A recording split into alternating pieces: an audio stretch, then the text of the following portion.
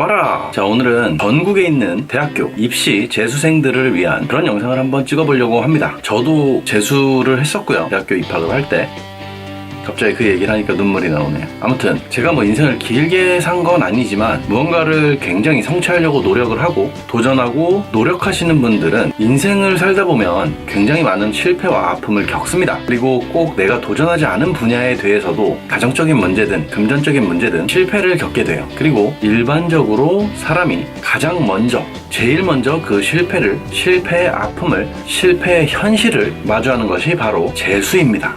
제 얘기를 잠깐 하자면 저는 고등학교 때 공부를 굉장히 잘했었어요. 뭐 전교 1등도 해봤고 모의고사는 일반적으로 매번 99.8% 아니면 99.9% 상위 0.1% 아니면 0.2% 좀 망치면 상위 0.3% 4% 이렇게 성적을 받아왔었습니다. 그러다가 수능복이 한 3개월 전인가요? 8월 정도에 갑자기 영어가 슬럼프가 옵니다. 진짜 신기한 게 영어는 공부를 안 해도 무조건 100점 아니면 98점 막 이랬거든요. 근데 나는 분명히 맞다고 답을 골랐는데 채점해봤더니 70 몇 점, 60 몇 점인 거야. 사설 모의고사를 그렇게 망치고 이거는 내 실력이 아니라 뭔가 이번에 이상했다 라고 생각을 해서 그대로 쭉 갑니다. 9월에 모의고사를 봤어요, 학교에서. 근데 또 70 몇 점이 나오는 거야.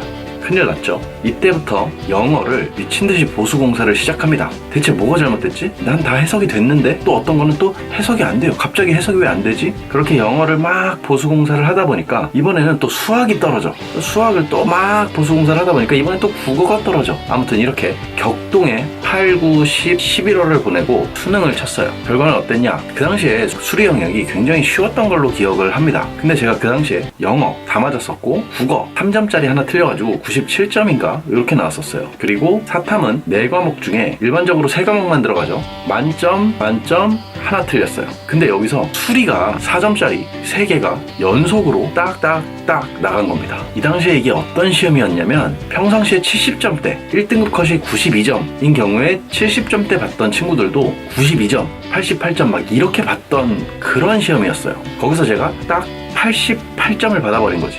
근데 표점으로 하잖아요. 그러다 보니까 표점이 여기서 미친듯이 깎인 거야. 상담을 받았는데 내가 원하던 대학은 갈 수가 없었습니다. 그래도 당시에 제 마지노선 대학교가 한양대 법대였어요. 그래서 경희대 법대, 중앙대 법대, 한양대 법대를 딱 넣었는데 경희대 법대, 중앙대 법대는 우선 선발로 합격을 했습니다. 근데 한양대 법대가 대기가 7번이 딱 떴어요. 조마조마하게 기다리는데 1명이 빠지고 2명이 빠지고 쭉쭉쭉 빠지다가 6명까지 빠지고 끝났습니다. 어쨌든 마지노선의 대학교가 한양대 법대였는데 마지노선도 가지 못하게 된 거죠.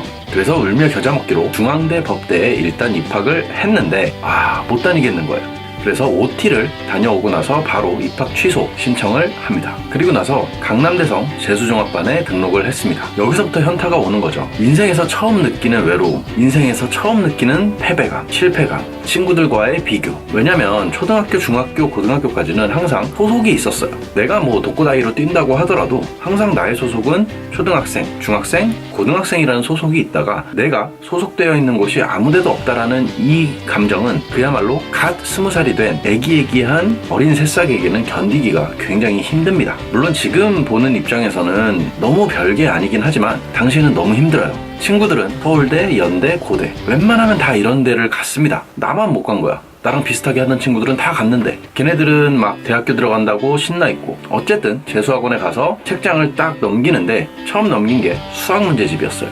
넘긴데 집, 합 이라고 나오는 글자를 보는 순간 멘탈이 깨졌습니다. 와, 내가 이거를 1년을 더 봐야 돼? 이 짓을 한 번 더 해야 돼? 이런 생각. 그래서 그 다음날부터 대학교에 먼저 진학했던 친구랑 한강에 가서 매일매일 소주를 한 병에서 2병씩 병나발을 불었어요. 정말 춥잖아요. 그때 그 당시는 정말 춥습니다. 2월 막 이럴 때. 그리고 재수학원을 일주일간 안 나왔습니다. 그랬더니 학원에서 전화가 오더라고요. 일주일 동안 안 나왔기 때문에 이제 다음 주에 하루 더 안 나오면 자르겠다. 답이 없는 겁니다. 정말 하기 싫지만 내가 여기서 앞으로 나아가지 않는다고 해서 뒤로 돌아갈 수도 없고 뒤로 돌아가지 못한다고 해서 그 자리에 서 있을 수도 없는 상황이었죠. 울며 겨자 먹기로 학원을 갔어요. 그리고 그냥 무작정 했습니다. 당시에 강남대성이 집에서 좀 멀었었기 때문에 버스를 타고 다녔는데 학원이 끝나고 집에 돌아오는 버스에서 하루도 눈물을 흘리지 않은 날이 없었습니다. 내가 힘들어서가 아니라 나 때문에 우리 가족, 우리 부모님이 마음 아파하실 거를 생각하니까 스스로가 굉장히 초라하고 못나 보이더라고요.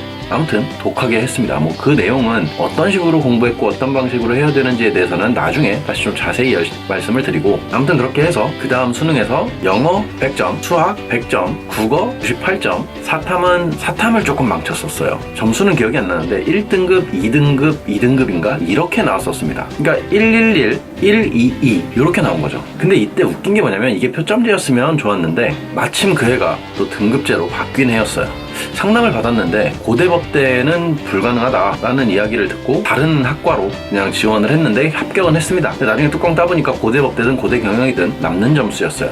아무튼 뭐 덤덤하게 이야기는 했지만 현재 재수생활 하고 계신 분들 인생 깁니다. 1년 했다고 해서 남들보다 뒤처지는 거 절대 아니고요. 다만 지금 느끼는 그 감정, 실패의 패배감, 뒤처지는 느낌, 이런 것들은 남들보다 조금 일찍 경험한 거라고 생각을 하시면 됩니다. 누구든 언젠가는 겪어요. 다만 지금 굉장히 어린 나이에 겪어서 힘든 것 뿐입니다. 당신이 못나서가 아니고 당신이 잘못해서가 아닙니다. 살다 보면 재수할 수도 있어요. 실패할 수도 있고요. 중요한 건 실패하고 재수했을 때 딛고 일어서느냐, 그 자리에서 포기하느냐입니다. 전국에 계신 재수생 여러분들 힘내시고요. 다음번에는 언어 영역, 요즘엔 국어 영역이라고 하나요? 아무튼 국어 영역 점수대별로 70점에서 80점, 80점에서 90점, 90점에서 100점 사이로 올리는 공부법, 구간마다 공부법이 다릅니다. 그 공부법에 대해서 간단하게 설명을 드리는 영상을 찍어볼 수 있도록 할게요. 자, 그러면 구독, 좋아요, 빠바.